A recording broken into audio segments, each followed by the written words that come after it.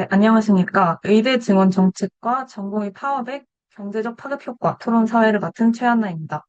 저희는 2,000명 증원 정책과 의료계 집단 행동이 시장 가격, 실업률 등 실물 경제에 미치는 영향을 데이터로 검증하고 최적의 대응 전략을 모색하고자 합니다. 오늘 토론을 위해 정부 측 이채원, 이서윤하고 의료계 기승준, 박민성, 김수호하고 사업체 김성준, 양승혁하고 소비자 견민환, 조영택하고를 모셨습니다. 토론은 핵심 논과 제안, 실물 경제 파급 효과, 그리고 정책 대안 모색 순으로 진행됩니다. 바로 정부 측의 경제학적 근거부터 들어보도록 하겠습니다. 개헌입니다. 먼저 정부가 증원을 결정한 근거입니다. 비인기 필수 의료과는 인력 확보가 저조한 반면 인기과는 100%를 상회하는 심각한 불균형을 보입니다.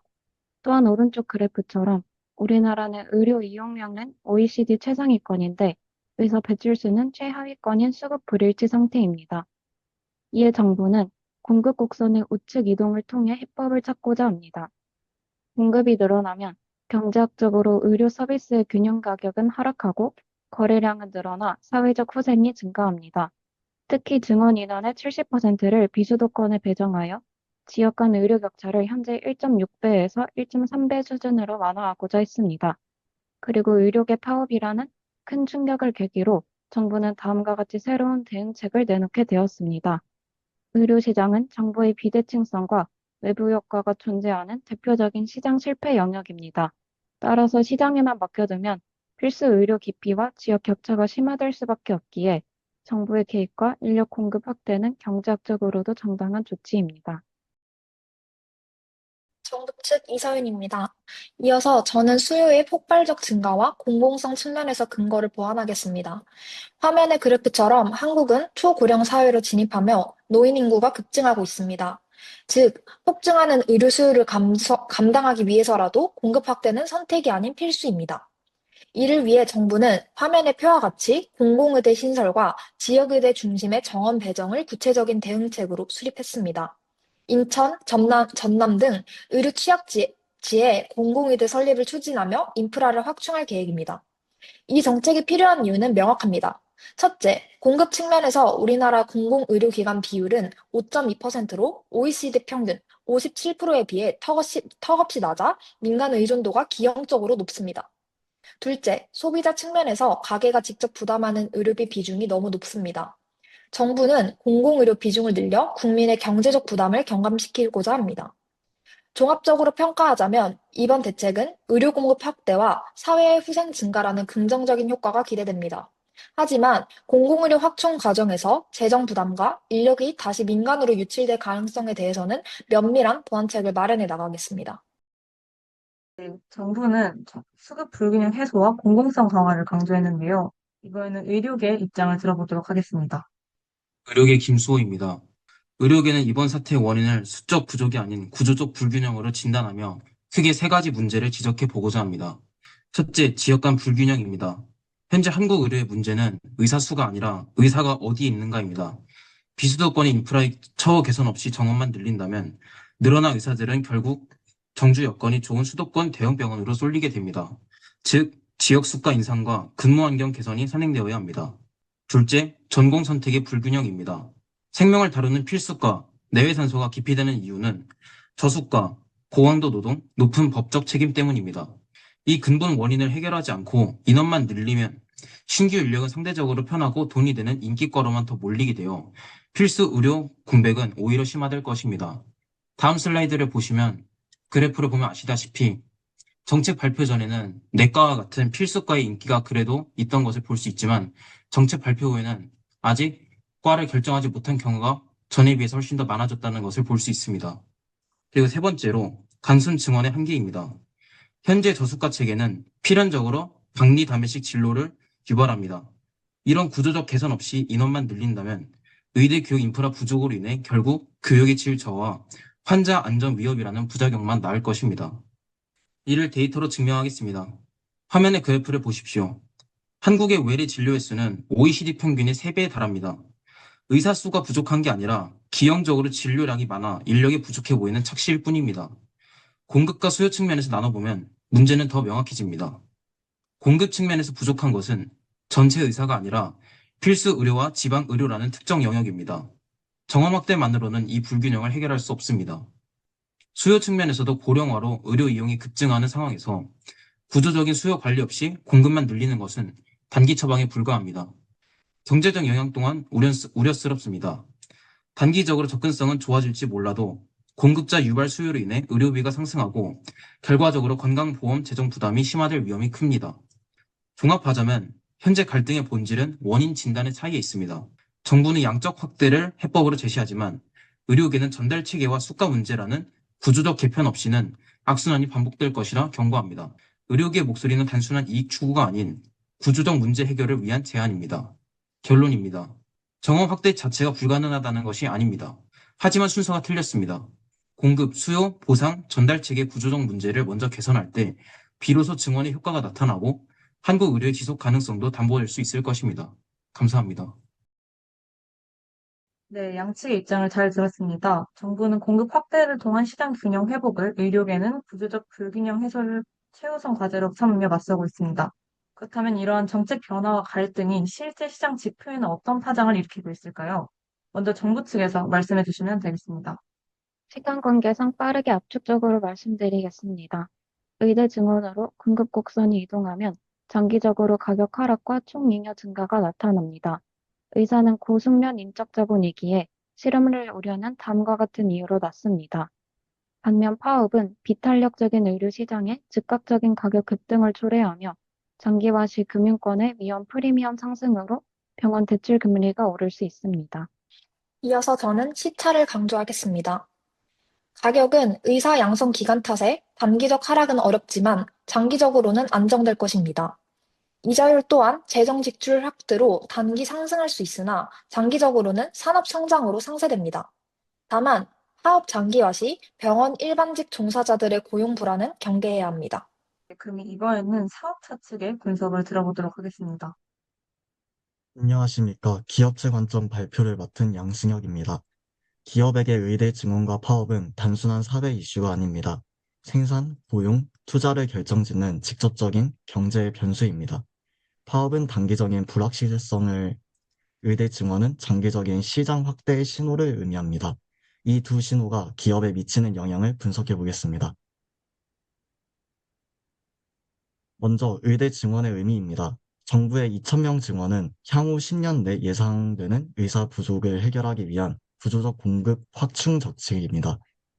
그래프를 보시면 지난 20년간 유지부동이던 정원이 급격히 늘어난 것을 볼 수 있습니다. 기업은 이를 의료기기, 제약, 헬스케어 산업 전반에 파이가 커지는 강력한 신호로 해석하고 있습니다. 하지만 당장의 전공의 파업은 기업의 명백한 공급 충격입니다. 병원 가동률이 떨어지면 의료기기 구매가 줄고 수술 감소로 제약사 매출도 타격을 입습니다.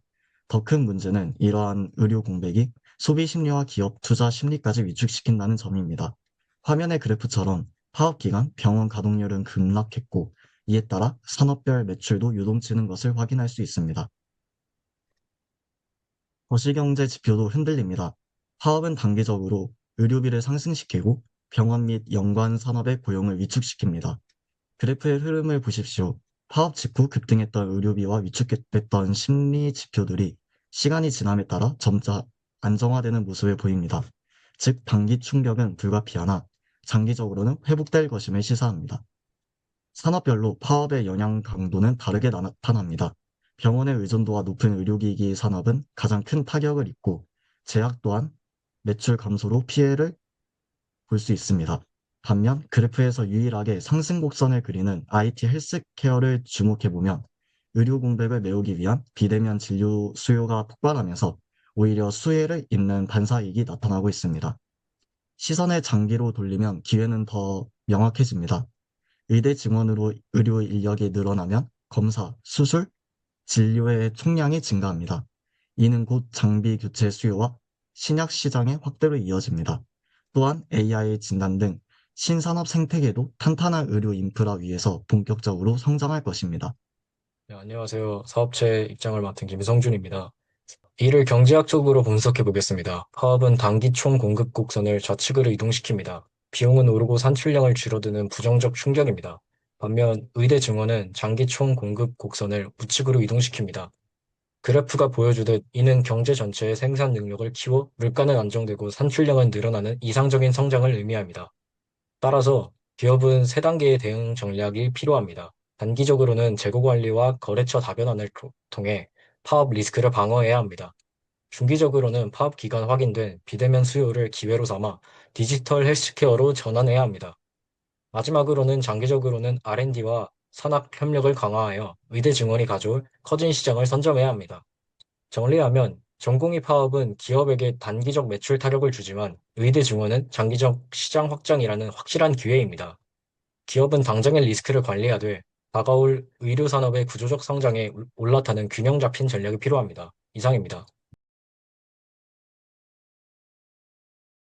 네, 그 기업들은 단기적인 리스크 관리와 장기적인 헬스케어 시장 선점이라는 두 가지 과제에 직면해 있는데요. 이제 시선을 돌려 시장의 최종 수요자인 소비자, 국민들의 입장을 들어보도록 하겠습니다. 네, 소비자 입장에서 발표할 변민안입니다. 지금부터 의과대학 증원과 전공의 파업이 소비자 관점에서 어떤 영향을 받는지 분석하여 설명하겠습니다. 소비자 입장에서 의대 증원의 필요성을 분석해 보겠습니다. 핵심은 인구 구조 변화에 따른 의료 수요 폭증입니다. 2035년이 되면 인구는 줄지만 의료 이용이 많은 65세 이상 인구는 70%나 급증합니다. 이에 따라 입원율 수는 45%, 매래일 수는 13% 증가하여 약 1만 명의 의사가 부족할 것으로 전망이 보입니다. 의사 양성에 걸리는 10년의 시차를 고려할 때 2025년 증원은 불가피한 선택입니다. 이를 그래프를 통해 살펴보겠습니다. 고령화는 의료 수요 곡선을 우측으로 이동시킵니다. 만약 공급이 고정된다면 가격은 급등하고 소비자의 진료비 부담은 가중될 수밖에 없습니다. 하지만 의대 정원으로 공급 곡선도 함께 우측으로 이동시킨다면 결과는 달라집니다. 늘어난 공급이 폭증하는 수요를 흡수하여 시장 가격을 안정시키고 결과적으로 국민의 의료비 부담을 줄일 수 있게 됩니다. 다음은 파업의 영향을 분석하기 위해 시장 구조를 보겠습니다. 의료시장은 진입장벽이 존재하지만 다수의 공급자가 차별화된 서비스를 제공하는 독점적 경쟁 시장의 성격을 가집니다. 이론적으로 단기에는 병원이 가격 결정력을 가집니다. 그래프와 같이 한계 수익과 한계 비용이 만나는 지점에서 수량을 결정하고 가격은 그보다 높게 형성되어 단기적 초과 이윤이 발생합니다. 하지만 장기적으로는 이 이윤을 보고 새로운 병원들이 진입합니다. 경쟁이 심화되면서 가격은 평균 비용 수준으로 수렴하게 되고 결국 경제적 이윤이 0이 되는 장기 균형에 도달하게 됩니다. 이것이 정상적인 시장 메커니즘입니다. 하지만 현실은 앞서 본 이론과 다릅니다. 한국은 정부가 가격을 통제하는 수가 계약제를 시행하고 있어 시장 원리가 그대로 작동하지 않기 때문입니다. 이론대로라면 공급 부족으로 가격이 폭등해야 하지만 한국에는 병원이 임의로 가격을 올릴 수가 없습니다.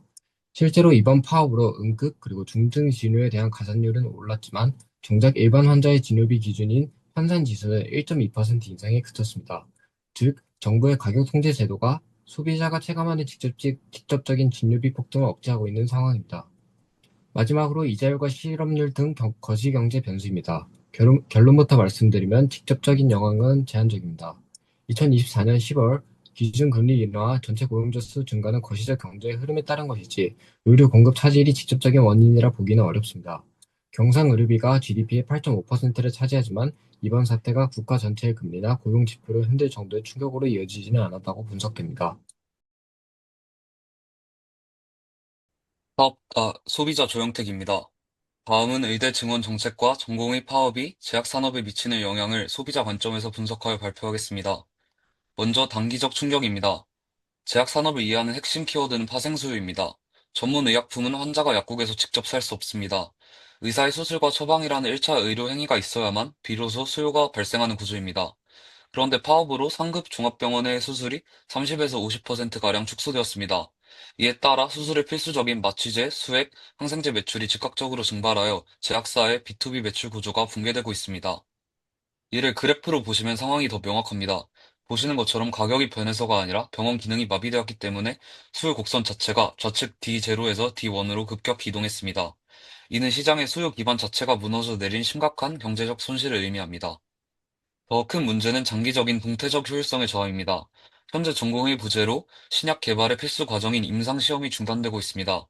이는 미래의 혁신 기술 개발을 저해하며 미래의 신약 공급 곡선을 좌측 S0에서 S1으로 이동시킵니다. 결과적으로 소비자가 미래에 누릴 수 있었던 치료 기회와 선택권이 영구적으로 상실되는 것입니다. 현장의 피해는 구체적입니다. 현재 제약사들은 약을 납품하고도 병원의 수익 악화로 대금을 받지 못하는 흑자 도산의 유동성 위기를 겪고 있습니다.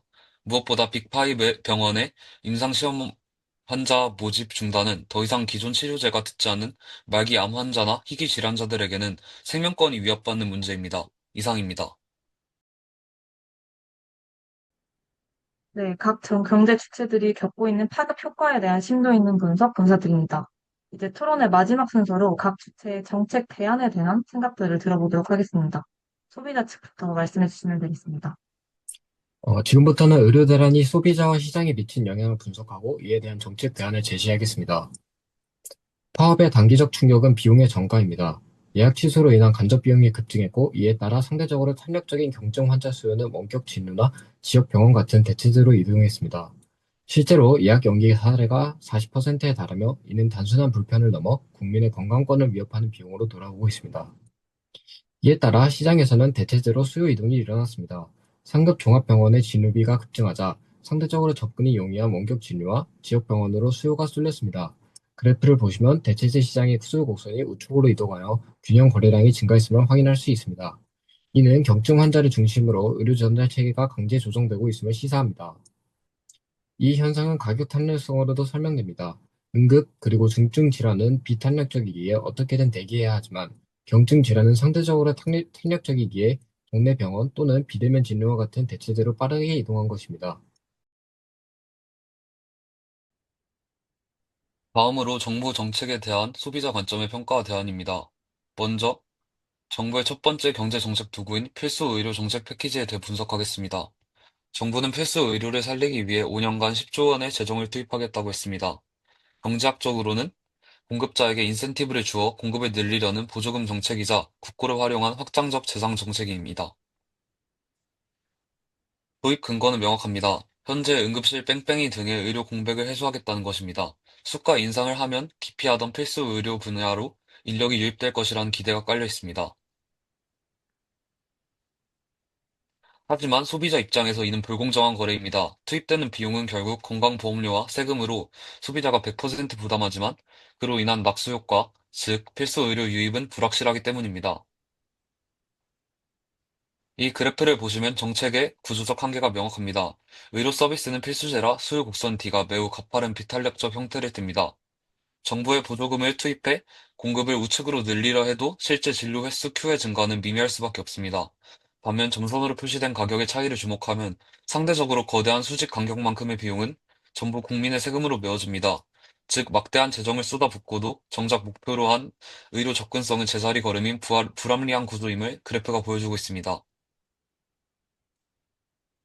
따라서 정책의 방향을 틀어야 합니다. 불확실한 공급자 유인책보다는 징벌적 손해배상제 등을 도입하여 파업으로 생명을 위협받는 소비자를 직접 보호하는 법적 안전장치가 우선되어야 합니다. 두 번째는 1285억 원의 예비비 투입입니다. 민간 병원의 당직비 등을 지원하는 것입니다. 이는 심각한 도덕적 해이를 낳습니다. 민간 병원의 경영 손실을 세금으로 메워주는 것은 이익의 사유와 손실의 공유화입니다. 또한 이는 파업이 끝나면 사라지는 매몰 비용에 불과합니다. 따라서 소모성 인건비 지원을 멈추고 그 재원을 공공병원의 인프라 확충에 써야 합니다. 사라지는 비용을 지속적인 공공자산으로 남겨 민간 의료가 멈추는 위기 상황에서 소비자가 믿고 이용할 수 있는 확실한 대체제를 확보하여 의료 시스템의 안정성을 높여야 합니다. 이상입니다. 네, 이어서 의료계의 제언을 들어보도록 하겠습니다. 기승준 사모님의 생각은 어떠십니까? 먼저 정부 정책에 대한 의료계의 반응입니다. 첫째, 교육 및 인프라 준비가 부족합니다. 임상수련, 교수 인력 등 필수 인프라가 충분치 않은 상태에서의 대규모 증원은 필연적으로 의료교육의 질 하락을 초래할 것이라는 우려가 큽니다. 둘째, 단기적 역효과입니다.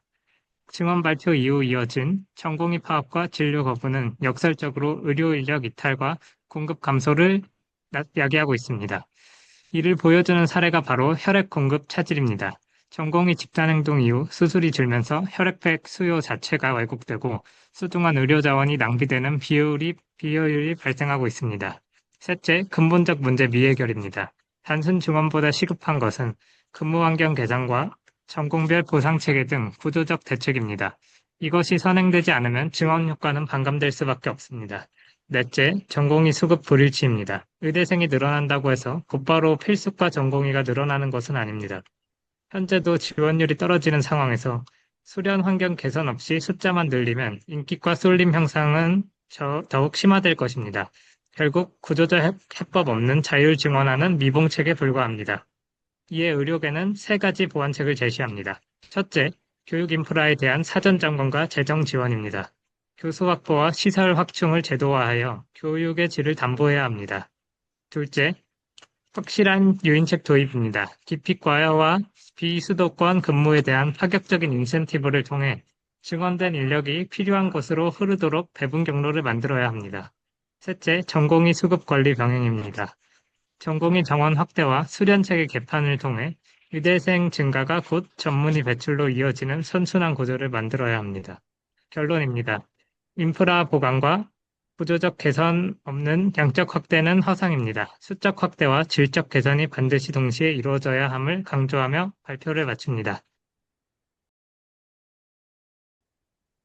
네, 그럼 마지막으로 정부 측의 최종 정책 대안을 듣겠습니다. 의대 정원 증원 및 의료 파업으로 인해 영향을 받는 산업으로는 제약 바이오 산업이 있습니다. 의사는 신약 개발과 임상 실험의 핵심 인력입니다. 따라서 의대 증원은 단기적으로 의료 산업에 대한 투자를 활성화하고 장기적으로는 풍부한 연구 데이터와 인력 확보를 통해 우리 바이오 산업이 글로벌 시장으로 진출하는 기반이 될 것입니다.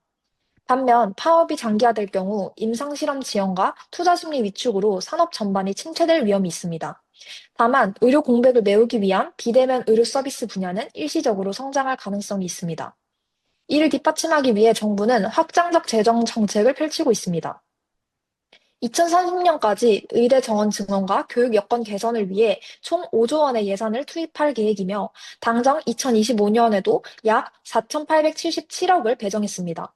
또한 사립의대는 시설 확충을 위한 저금리 융자를 지원하고 있습니다. 하지만 막대한 예산이 투입되는 만큼 재정 효율성에 대한 우려도 존재합니다. 보조금이 단순히 지급되는 데 그치지 않고 교육의 질 향상이라는 목적에 맞게 쓰였는지 확인해야 합니다. 따라서 저는 보조금 사후 평가 제도 도입을 제안합니다. 독립된 기관을 통해 예산 사용처를 투명하게 모니터링한다면 예산 낭비를 막고 정책 효과를 극대화할 수 있을 것입니다. 이상입니다. 마지막으로 건강보험 및 의료 재정 분야입니다. 단기적으로는 파업으로 진료가 멈추니 보험 청구액이 급감하여 정부 재정에서는 아이러니하게도 일시적인 흑자가 나타나며 가계에는 진료비 감소 효과가 나타납니다. 하지만 이는 비용의 이연일 뿐입니다. 치료 시기를 놓친 환자들이 중증화되면 장기적으로는 건강보험 지출이 폭발적으로 증가하게 됩니다. 병원 역시 진료 공백 후 청구가 일시에 몰리며 재정 운영의 불안정성이 커지게 됩니다. 결국 파업은 우리 의료 시스템의 높은 민간 의존도와 취약성을 드러냈습니다. 이에 정부는 이번 사태를 계기로 기존 정책의 한계를 보완한 새로운 대안을 제시하며 발표를 마치겠습니다. 단순한 증언만으로는 지역 의료 기피 현상을 막기 어렵다는 지적을 수용합니다.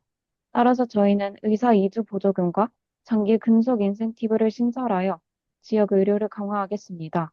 또한 전공의 의존도를 낮추기 위해 간호사 등 보안 인력을 확충하고 의료인의 법적 부담을 덜어주기 위해 의료사고에 대한 국가 책임을 대폭 확대할 계획입니다. 이상입니다. 네, 정부 측 최종 대안까지 잘 들었습니다. 오늘의 핵심 시사점을 다음 세 가지로 정리해 볼 수 있을 것 같습니다. 첫째, 단기 비용과 장기 편익의 트레이드오프입니다. 의대 증원은 장기적 성장 동력이지만 파업 리스크 또한 엄중함을 확인했습니다. 둘째, 양적 확대와 질적 개선의 병행입니다. 단순 숫자 늘리기를 넘어 지역 필수 의료 인프라에 대한 실질적 투자가 병행되어야 합니다. 동반되어야 합니다. 셋째, 신뢰 자본의 회복입니다. 법적 대응을 넘어 각 주체의 인센티브를 일치시키는 타협점을 찾아야 시장 불확실성이 해소될 것입니다. 오늘의 이 논의가 의료산업 도약을 위한 밑거름이 되길 바랍니다. 그럼 토론 마치겠습니다. 감사합니다.